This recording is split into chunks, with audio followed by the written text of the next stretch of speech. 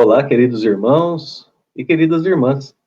Sejam bem-vindos mais uma vez ao nosso canal e a mais um vídeo da nossa série Estudando o Evangelho segundo o Espiritismo. Continuamos estudando o capítulo 5 do livro, Bem-aventurados os aflitos. E dessa vez continuaremos ainda estudando o item Causas anteriores das aflições e agora nos concentraremos em dois subitens deste item, o subitem 7 e o subitem 8, sendo que o subitem 7 é formado por 3 parágrafos e o subitem 8 tem apenas um parágrafo. No subitem 7, nós veremos que ele contém mais elementos em relação aos itens anteriores, que vem nos explicar as nossas aflições em comunhão com o funcionamento da justiça divina.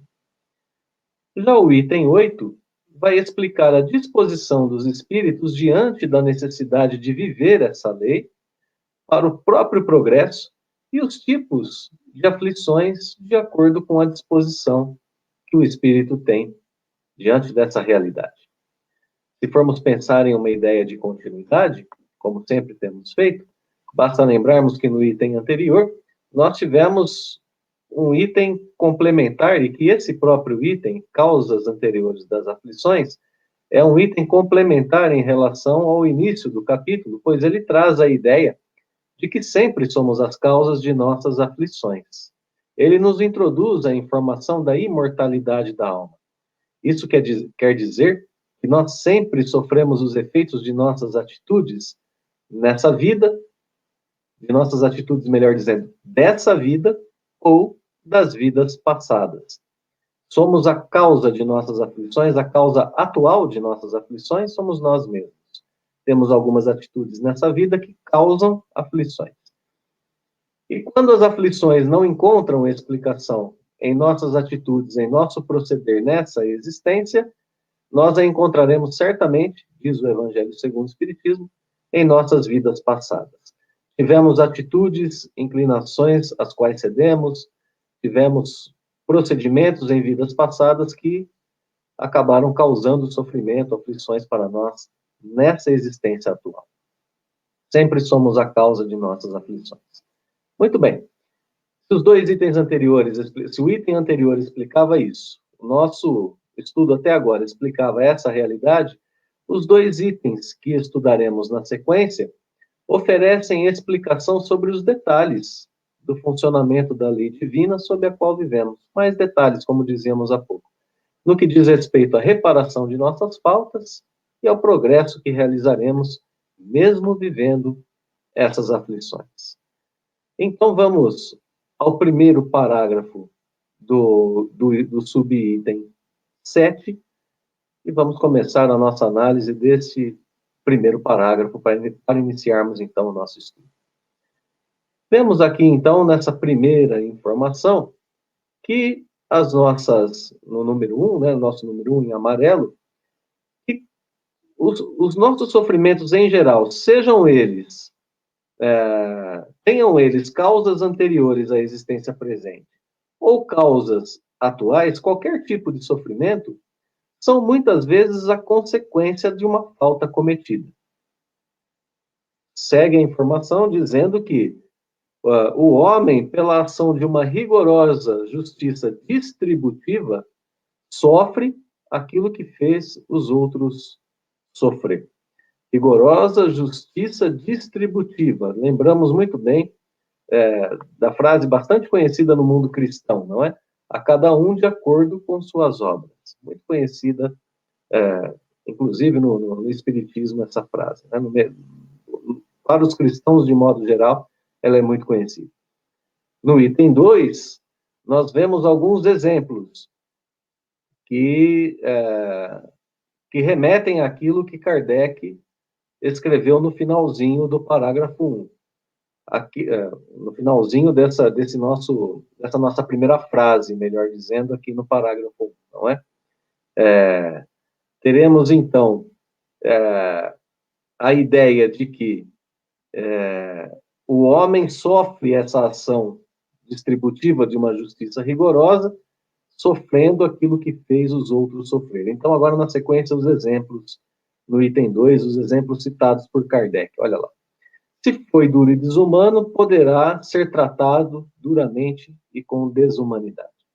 Se foi orgulhoso, poderá nascer em humilhante condição. Se foi avaro, egoísta, ou se fez mau uso de suas riquezas, poderá ver-se privado do necessário. Se foi mau filho, poderá sofrer pelo procedimento de seus filhos, e assim por diante. Nós sempre gostamos de grifar a palavra poderá aqui, para deixar claro que o que Kardec coloca aqui para nós não é a famosa lei de olho por olho, dente por dente. Kardec, quando ele coloca a palavra poderá, ele deixa claro que isso é uma possibilidade. Não quer dizer que necessariamente vai acontecer assim, que vai acontecer assim inevitavelmente, pois o sofrimento não é o caminho único para a reparação dos males que nós fizemos. Basta lembrarmos outra frase bastante conhecida no meio cristão: é o amor que cobre a multidão de pecados. Portanto, poderá acontecer dessa forma, esse é um, sim, viés da justiça divina, mas também poderá acontecer de outras formas. E por isso até segue o texto dizendo que assim, dessa forma, né, simples, dessa forma direta, dessa forma como vem trazendo o capítulo até agora, na nossa primeira passagem aqui, no número 1, em amarelo, nós vemos que temos dois fatores ainda que se unem à nossa própria conduta como fatores para as nossas aflições. O primeiro deles é a pluralidade das existências. Temos que levar em consideração isso. E o segundo fator é a própria destinação da Terra. Ela é, como vimos em capítulos anteriores, um planeta de provas e expiações destinado justamente a ser uma escola nas quais espíritos que estão em débito com a providência, com a lei divina, reencarnam para que eles possam progredir. Então, essa é a primeira informação adicional que nós temos. No número 2, semelhante anomalia, contudo, não é? Só existe na aparência, porque é considerada tão só do ponto de vista da vida presente. Ele repete uma informação que nós já vimos no estudo anterior. Então, mais uma vez, essas anomalias apresentadas, né, pela distribuição aparentemente desigual da ventura e da desventura, não é? Da saúde, da doença, enfim, da, da felicidade e da aflição, de modo geral, é apenas aparente, essa anomalia é apenas aparente. Porque diz o item 3, que aquele que se elevar pelo pensamento, de maneira a imaginar toda uma série de existências para o espírito ou para os espíritos em geral, terá consciência de que a cada um é dado de acordo com aquilo que ele merece. É dado a parte que lhe compete. Para cada pessoa, para cada espírito, é dada a parte que lhe compete. Que a justiça de Deus, dessa forma, nunca se interrompe. Nesse parágrafo, nós vemos que estamos na Terra, que por natureza traz aflições. O nosso próprio planeta, pela sua natureza corpórea densa, pela natureza dos aprendizados que temos que ter aqui, ele por si só é um planeta que traz aflições. Soma-se a isso a nossa condição de espíritos imortais e imperfeitos, e a pluralidade das existências, as várias existências, e assim as anomalias e aparentes injustiças estão explicadas. Todo esse contexto é o que explica as nossas aflições. O que nos leva a concluir que cada um de nós só vive o que merece e o que precisa aqui na Terra para a sua própria evolução. Se nós estamos vivendo uma certa aflição, é porque nós merecemos passar por isso e porque nós precisamos passar por isso. Segue o terceiro e último parágrafo do item 7, dizendo que o homem jamais deve esquecer que se acha num mundo inferior.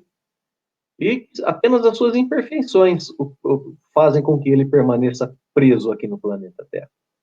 Cada vicissitude, cada aflição, a cada uma delas, cumpre-lhe lembrar-se de que, se pertencesse a um mundo mais adiantado, isso não se daria, e que só de si depende para voltar a este. trabalhando por se melhorar. Perdão. Só de si depende para não voltar a este, para não voltar à Terra, né? Trabalhando por se melhorar.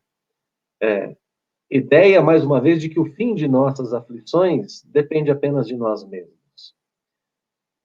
E levando-se em consideração isso, essa ideia que também já foi colocada, nós vamos agora ao item 8. Então, terminamos aqui o item 7, vamos ao item 8, ou subitem 8, se assim o quisermos. Levando em consideração que depende apenas de nós, né, o fim de nossas aflições, nós precisamos levar em consideração o que está no item 8. Que existem pelo menos dois tipos de espíritos que encaram de modo diferente essa realidade. Essa realidade de que precisamos lidar, ser responsáveis por nossas faltas. Então, vamos ao item 8. Esse item 8, no nosso número 1, diz que as aflições ou tribulações podem, outra vez a palavra podem, né? Pode ser que sejam impostas a espíritos endurecidos. Elas podem ser impostas a espíritos endurecidos ou extremamente ignorantes, para levá-los a fazer uma escolha com conhecimento de causa. Então, aqui o primeiro tipo de espíritos, né? Que nós citávamos lá atrás, agora há pouco.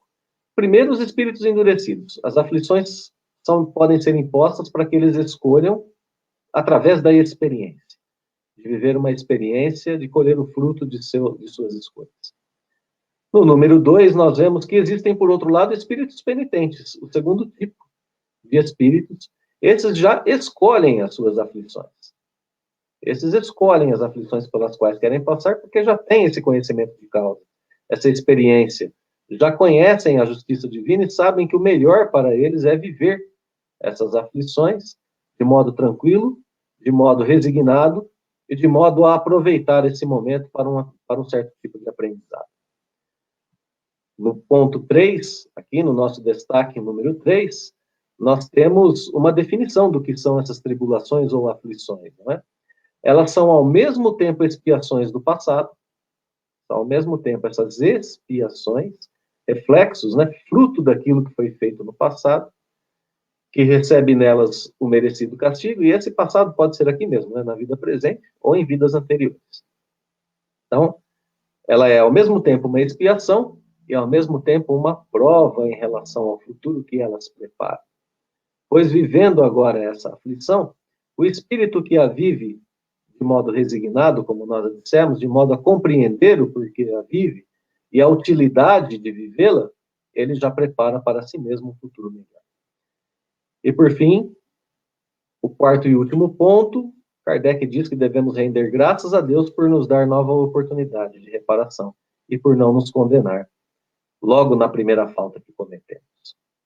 Muito bem, então nesse parágrafo nós vimos que os espíritos endurecidos vivem a imposição das provas e das aflições.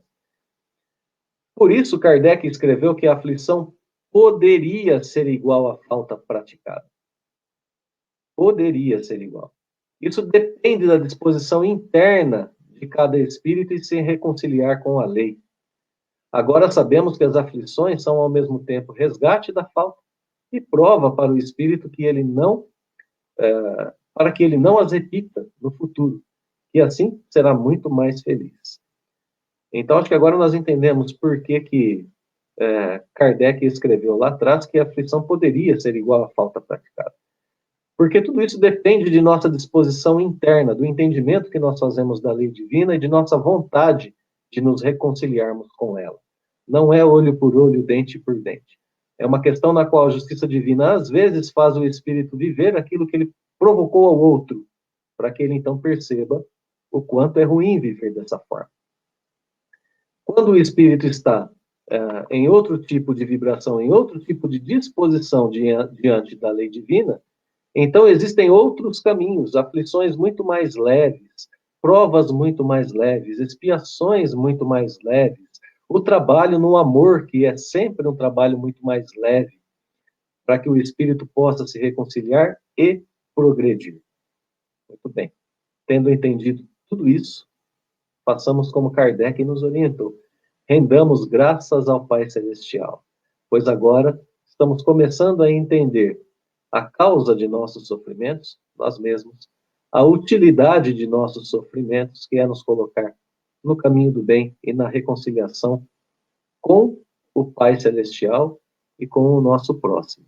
E também, logicamente, nos colocar de volta no caminho de nossa felicidade e de nossa perfeição. Então, queridos irmãos, obrigado pela companhia. Um fraterno abraço a todos. Deixamos o nosso convite para a continuidade do nosso estudo e rogamos ao Pai Celestial para que Ele nos abençoe a todos nós, hoje e sempre.